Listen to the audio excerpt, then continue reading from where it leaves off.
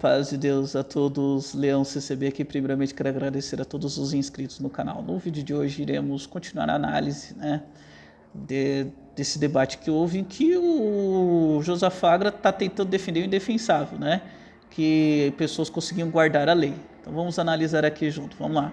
Como eu falei do começo, já falei, né? Não se trata de um homem ser pecador ou não. O homem é pecador, já falei. Cumprir a lei não significa que o homem não peca. Não tem nada a ver uma coisa com a outra. É um código civil, é um código penal que está regulando a vida das pessoas. É disso que se trata. Foi por isso que Deus instituiu o sacrifício. Por que será? Porque o homem peca. Mas até quando o homem executa o mandamento de sacrificar o animal adequado para poder corrigir o pecado, ele está executando a lei. Mas o Léo, ele leu Lucas capítulo 1, 4 e falou, não, isso então era bonzinho. Ó, eram ambos justos perante Deus, gente. Andando sem repreensão, nos mandamentos e preceito do Senhor. Isso está nítido. Tá claro que esses homens... E não é só ele, não. Eu tenho aqui um punhado de gente daqui da Bíblia que apontam como justos. Você tem José, que é chamado de justo.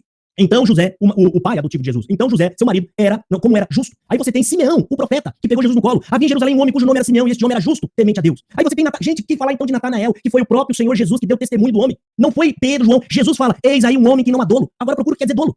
Né? Dolo, um homem sem culpa, limpo. Um homem que verdadeiramente tem amor no coração.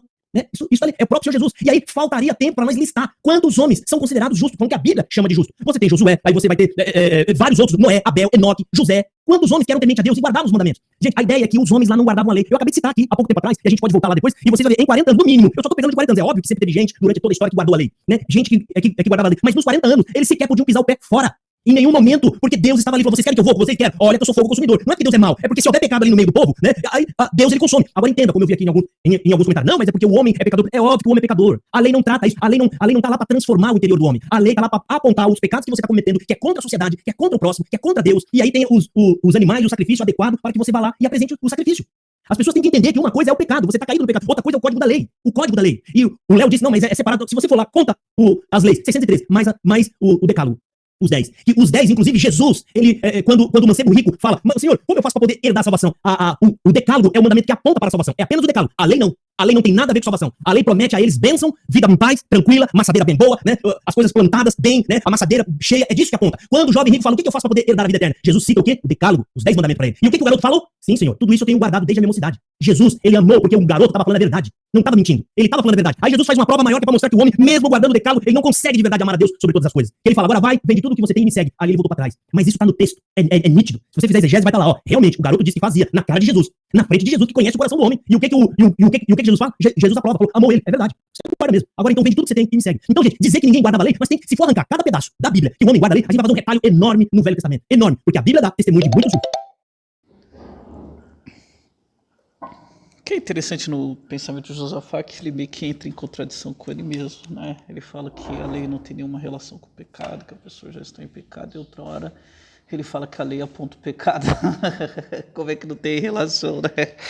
Ele mesmo entra em contradição aí. Mas vamos lá, a gente vai analisar passo a passo. Eu escrevi como é muita coisa. Quando é muita coisa assim, a gente precisa escrever, né? Senão se perde, né?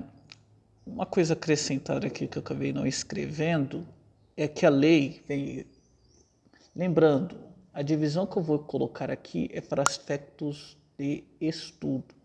A lei mosaica era uma só, não há divisão na lei, tá?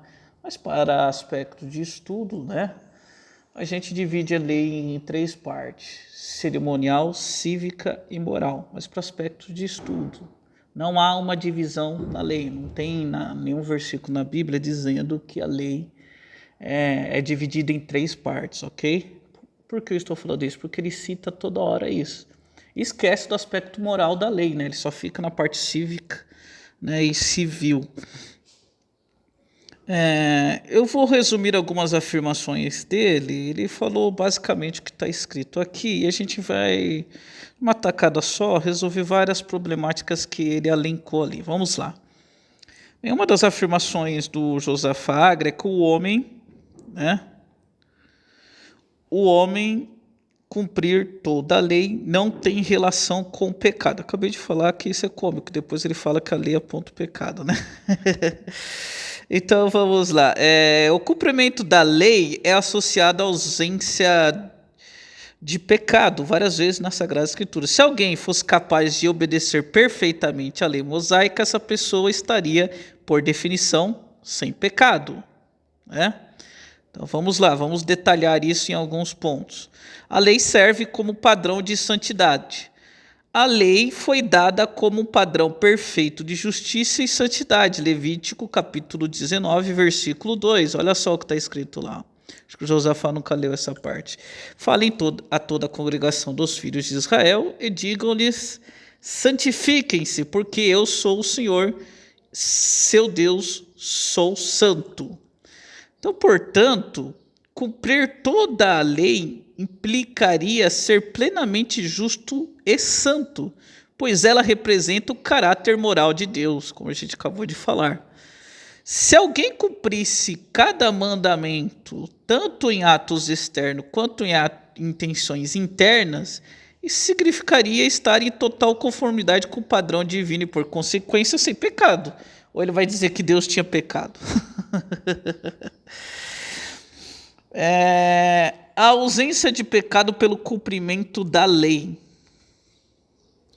Alguém que cumprisse perfeitamente as regras da dispensação da lei, ele fala sobre o 613, uma correção também. A gente diz 613, tem alguns que são repetição de outros mandamentos. Em geral são mais de 600, mas ficou conhecido como 613 preceitos. Ele fala 613 mais 10. Não, o decálogo faz parte dos 613, ele está incluso, tá? Então são 613 mandamentos ao total, e o decálogo está incluso nesses 613, só um concerto da fala dele, tá? Então,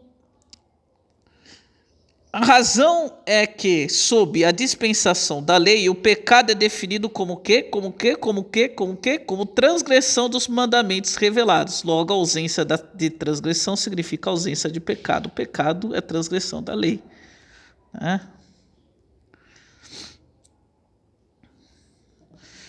Jesus como exemplo de cumprimento pleno. No Novo Testamento, Jesus é o único que cumpriu toda a lei perfeitamente. Então é outro BO que ele vai ter que resolver, que ele falou que Israel durante 40 anos, eu já vou citar essa questão, eu já citei no último vídeo, eu vou citar novamente, né? Mas nas Sagradas Escrituras, né, Jesus é o único que cumpriu a lei perfeitamente, né? Nós temos aqui em Mateus 5,17. Não pense que vim destruir a lei e os profetas. Não vim abolir, mas vim cumpri-la. Né? Ele mostrou que ele é o único que era capaz de cumpri-la. Né? Ele foi o único, o cordeiro sem pecado. Né? Aí mostra a vicariedade do sacrifício de Cristo na cruz, onde ele toma sobre si os nossos pecados, porque ele não tinha. Hebreus 4,15, acompanhem comigo aí, por favor. Pois não temos um sumo sacerdote que não possa compadecer-se das nossas fraquezas, mas como nós, em tudo foi tentado, exceto no pecado. Ou seja, Cristo não pecou, logo ele cumpriu toda a lei. Em Jesus não houve pecado, porque ele obedeceu plenamente à lei. Isso confirma que o cumprimento integral da lei equivale à ausência de pecado. Jesus é um exemplo disso, meu cara. Então ele está dando um monte de exemplos lá. Então quer dizer que todos aqueles lá tiveram a mesma trajetória que Cristo? Função da lei na revelação dos pecados. A lei mosaica, né, foi dada especificamente para revelar o pecado. Né? Aí a gente tem o versículo de aos Romanos 3, versículo 20. Portanto, ninguém será justificado diante dele por obras da lei, pois é pela lei que vem o conhecimento do pecado. Né? Então, a função da lei era revelar o pecado. Aí, isso daqui, Romanos 3, versículo 20, já acaba com essa fala dele de que a lei e o pecado não tem relação, né? Tem uma relação direta. Ela aponta para você, você está em pecado. Por isso que o homem cai nessa situação, né? Que Paulo vai falar, o homem está no pecado e não tem como resolver. Ele sabe que peca, ele sabe que transgride a lei de Deus e não sabia o que fazer. Por isso a necessidade de um redentor, por isso da vinda de Cristo. Né? É complicado, né? Vamos lá para Romanos 7, versículo 7. Que diremos, então? A lei é pecado? De maneira nenhuma, mas eu não conheceria o pecado se não fosse pela lei, porque eu não saberia o que é cobiça se a lei não dissesse cobiçarás. Então pronto, acabou, né? Essa ideia do Josafá Agra aí de que a lei e o pecado não tem uma relação, o pecado é uma coisa, a lei é outra, isso daí balela. Não sei de onde que ele tirou isso, sei lá. A lei está totalmente relacionada com o pecado, inclusive essa era a função dela, né? Então a lei define o que é pecado e expõe a capacidade humana de cumprir plenamente, revelando a natureza pecaminosa do ser humano. Assim, cumprir a lei e o conceito de pecado estão intrinsecamente relacionados. O pecado é a transgressão da lei, como eu já disse anteriormente, e, portanto, a lei serve como um padrão pelo qual o pecado é medido. A natureza pecaminosa do homem é um problema, mas isso não altera, é que ele faz essa distinção, o homem está fadado ao pecado, né? Mas isso não tem relação com a lei, ele faz essa questão ali no vídeo, né? Uma coisa é a natureza pecaminosa do homem, outra coisa é a lei. Aqui a gente vai mostrar que tem relação direta. A natureza pecaminosa do homem é um problema, mas isso não altera o papel da lei como padrão objetivo de justiça. Mesmo nascendo com uma natureza pecaminosa, o homem ainda deve ser julgado pelo padrão da lei mosaica na disposição da lei. A existência do pecado original não anula a função da lei como norma moral, ao contrário. Ela torna essa norma ainda mais necessária por expor o pecado. Então acabou, né?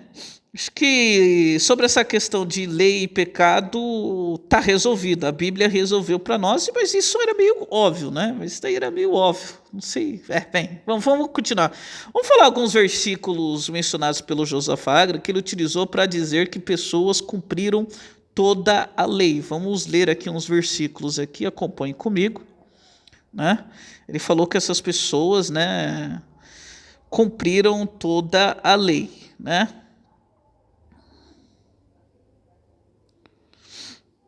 Então vamos lá.